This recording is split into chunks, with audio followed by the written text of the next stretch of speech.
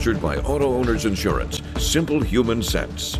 We have mostly clear conditions in place across mid-Michigan this morning. Satellite and radar showing a couple of scattered rain showers and thunderstorms beginning to develop well off to our north. Thankfully, that activity will stay outside of mid-Michigan as we go throughout the rest of the day. We're at 51 degrees in Lansing, 58 our current temperature in St. John's, falling down into the mid to upper 40s in places like Charlotte and Hillsdale. We make a run at 80 degrees across the area today with a lot of sunshine expected. We do have the chance for precipitation moving in tomorrow afternoon, but don't worry, we dry things out just in time for the weekend. We'll have more details for you coming up in just a little bit. 6 News This Morning continues. WLNS is here for you, celebrating 75 years of bringing you the news with 6 News This Morning. Well, good morning, Mid-Michigan. It's Thursday, April 24th. I'm Jorma Duran. And I'm Megan Vaselli. Thank you so much for joining us. 6 News is here for you now at this morning's top stories.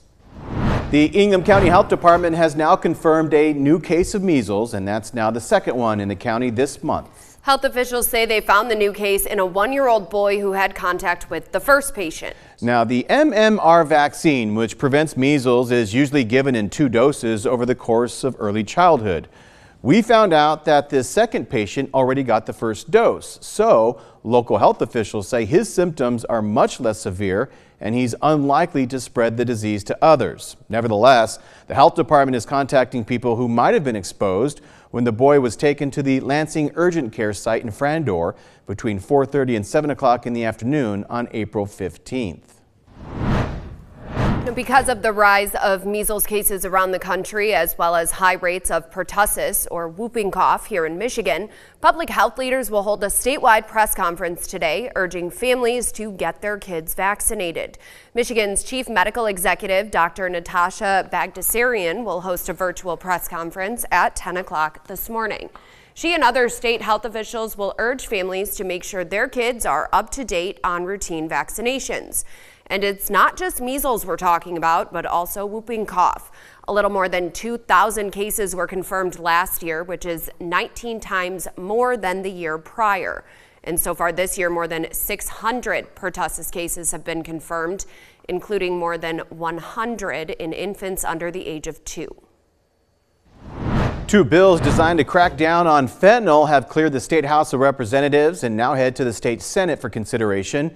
Together, these 2 bills would increase the mandatory minimum sentence for people convicted of manufacturing, distributing, or possessing fentanyl illegally. Fentanyl is a dangerously powerful opioid painkiller that is often mixed into other illegal substances to cheaply increase their potency. These bills would increase the mandatory penalties for 3 synthetic opioid drugs, heroin, fentanyl, and the even more powerful variant called carfentanil. Law enforcement and prosecutor associations voiced support for these bills, but the ACLU, criminal defense attorneys, and prison reform groups oppose it. 6 News will keep you updated. Consumers Energy says it wants to improve its power grid in Bath Township to make sure it's more resilient against outages. But for that to happen, the utility needs to perform a planned outage early this upcoming Saturday morning. Technically, it starts at 11:55 Friday night, and it will last until 6 Saturday morning. During this time, consumers will cut power to more than 3,000 homes and businesses in the township. It will impact those east of US 127 to Peacock Road between Chadwick and Lindbergh Drives. The utility says it already notified home and business owners with a postcard. Hundreds of artists will be in the capital city this weekend for the 2nd annual Tattoo City Tattoo Convention. This 3-day event will take place at the Lansing Center, and it has a packed schedule with activities, contests, and even celebrity meet and greets. Our 6 News reporter Zoe Hewitt joins us now live in the studio with a special guest. Good morning. Good morning.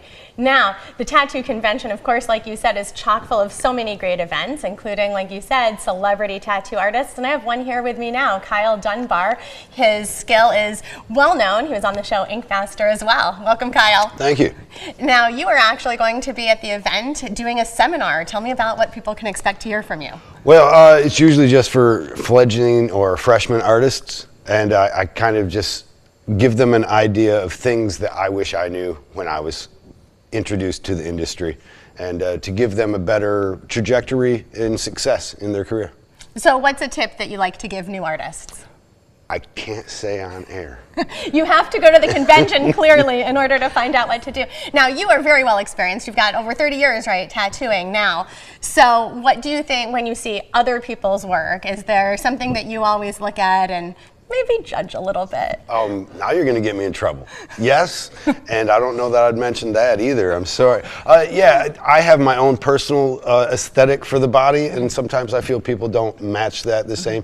One thing I hate is when someone turns a muscular man into a teacup so he can show off his tattoo, and he has to lean down like that when it should obviously be the double bicep. Just go for the gun show, you know? Exactly. Where you place tattoos really makes a difference, right? It matters. I mean, if you're going to put something on your human canvas, make it in a good spot. Yes, absolutely. Tattoos are a feng shui for the world, and so you want to invite the positive influences to you, and you want to keep the Karens is probably a wrong term to use. You want to keep some influences away, though. Aunt Karen, I love you, hon. I'm not. That's right. Well, thank you so much, Kyle. The convention seems like it's going to be so much fun. You can go to our website to learn more about it, WLNS.com. Thanks so much. I'm Zoe Hewitt, live in studio. We'll be back after this.